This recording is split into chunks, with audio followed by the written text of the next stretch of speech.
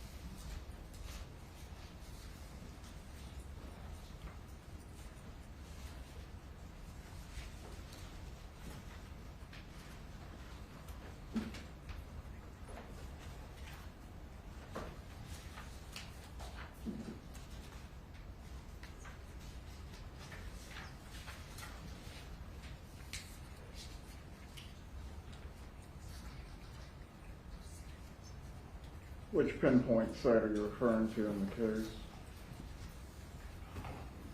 It's not, let's see.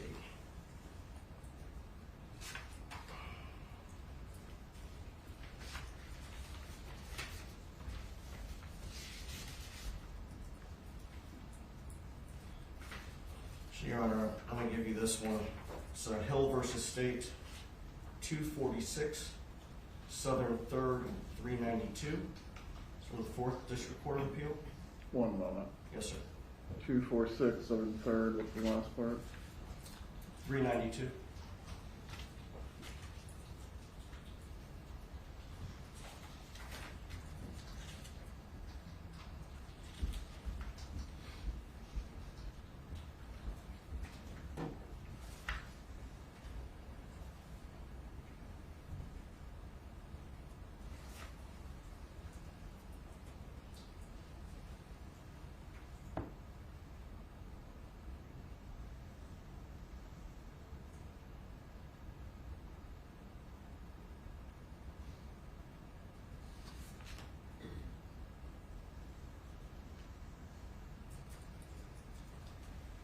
Well, seeing in the case where it does state the defendant has a right to make an unsworn statement, we will proceed. Thank you, Your Honor. Would you like Mrs. Adelson at the lectern or here? She can remain at council table. Thank you. I'm going to move the microphone.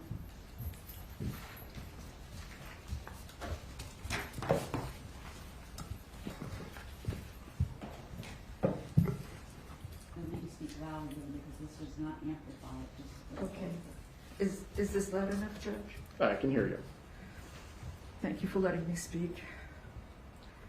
My son-in-law, Dan Markel, was a fine and decent man. He was well educated and passionate about his career.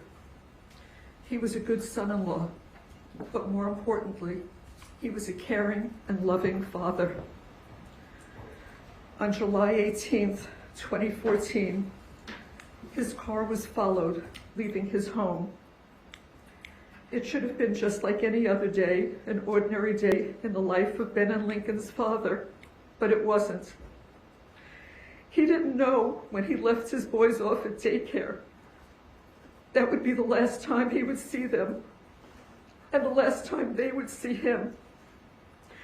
He didn't know when he went to the gym afterwards that would be the last time he would exercise. And he didn't know when he drove home that his life would end within minutes. Danny wasn't just being followed, he was being hunted. He was brutally murdered in broad daylight, sitting in his car, in his garage, by vicious killers. I cannot imagine the terror he felt when he saw a gun pointed at him through the window of his car. I cannot conceive of his heroic efforts to stay alive during the hours after the attack. Danny died in the early morning hours of July 19th. His death is a loss to his children, his parents, his sister,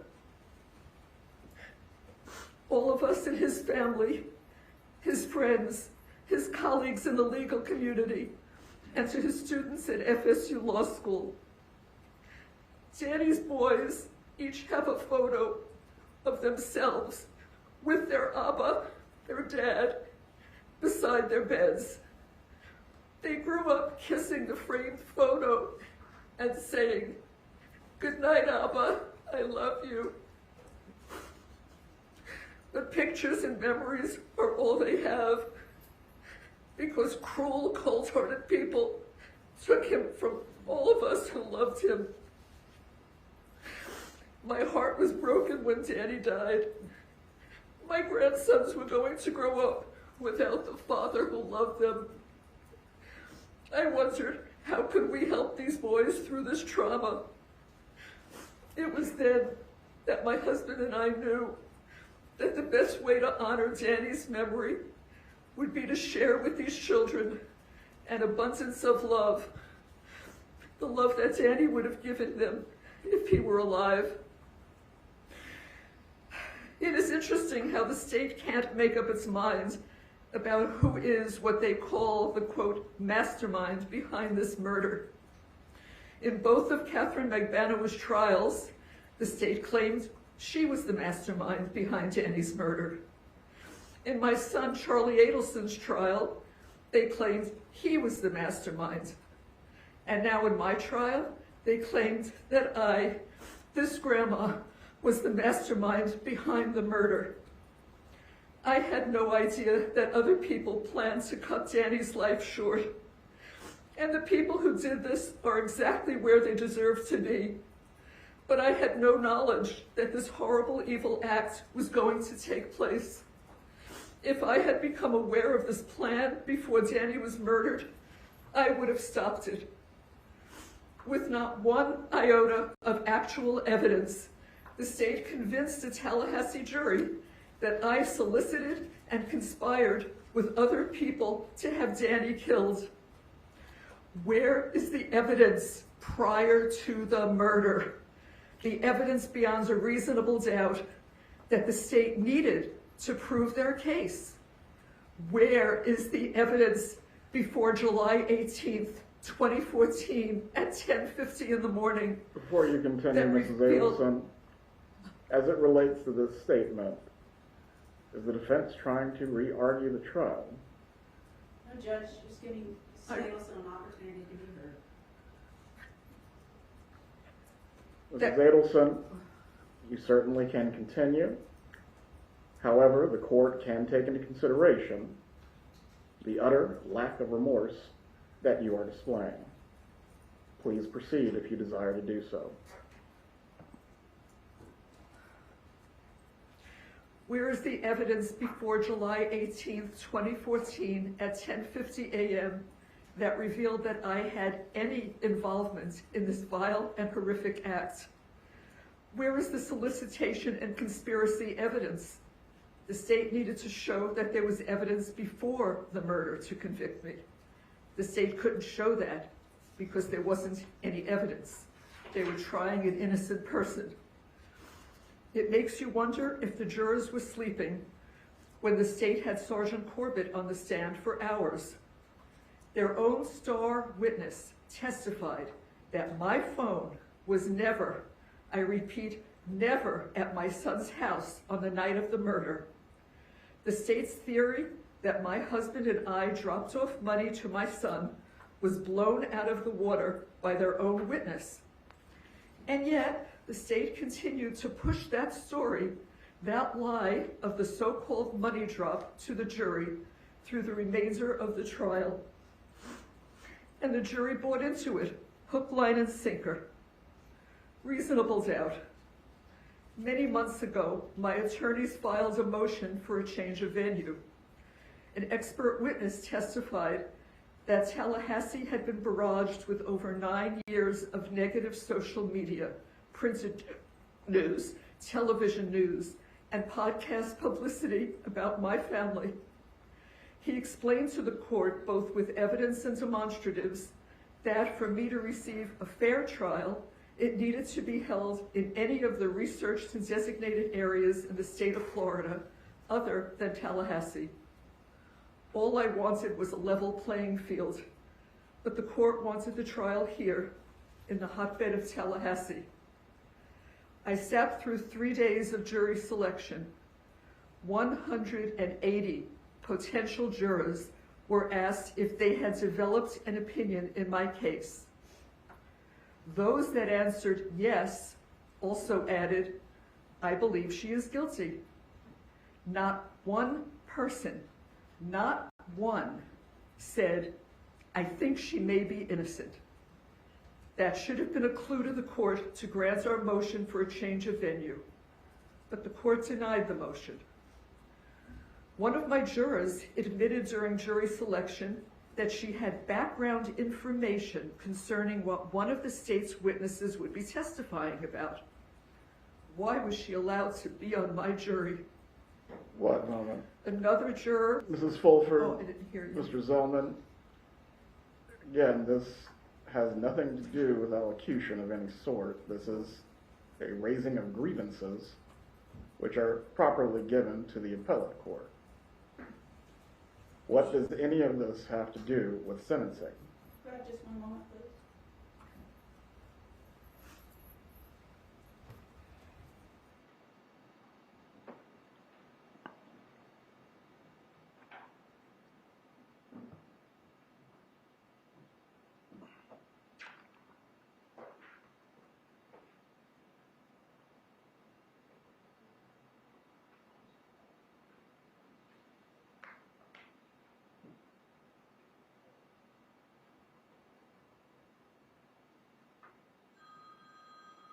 Turn that phone off or step out.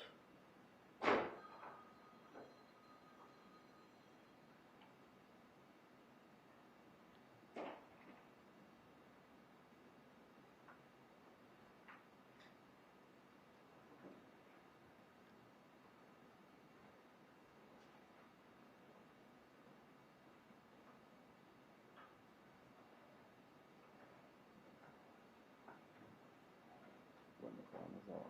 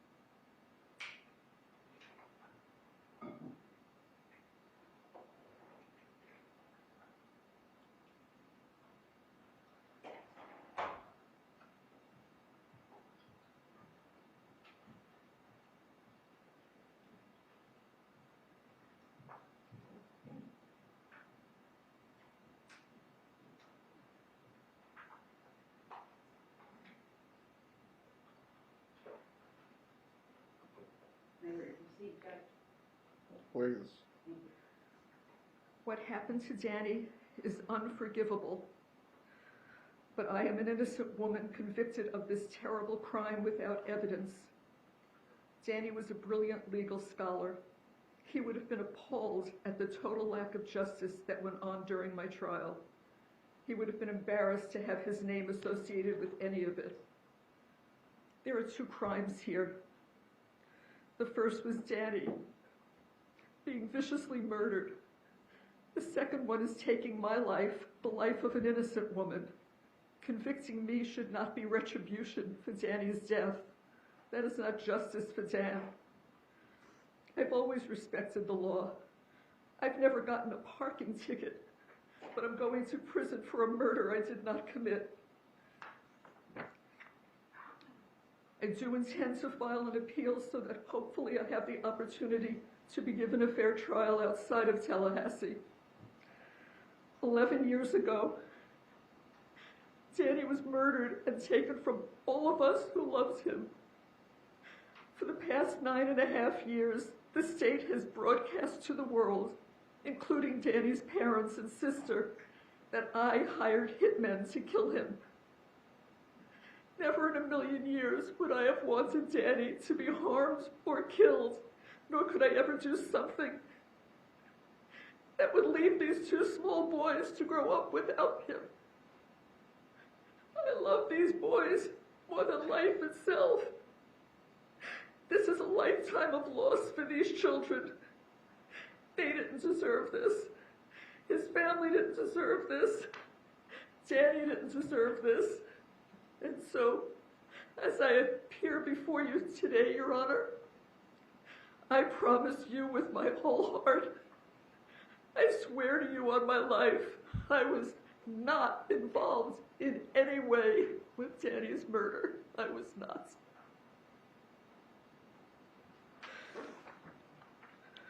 Defense have any further argument to make? Yes, Judge.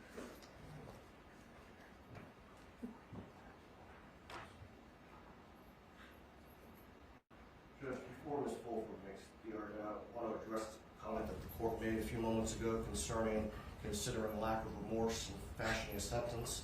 In Shepherd v. State 227, Southern 3rd, 746, the First District Court of Appeal held that lack of remorse cannot be considered in fashioning an appropriate sentence.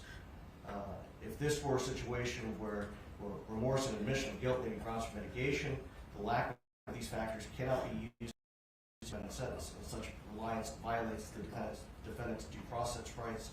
And they also rely on Ritter v. State 885, Southern 2nd, 413, also a first DCA case. I believe the Supreme Court has ruled on this issue concerning remorse and lack of showing remorse as well. If you need me to find the citation for you, I will. Yes, please. We'll take a 10-minute break.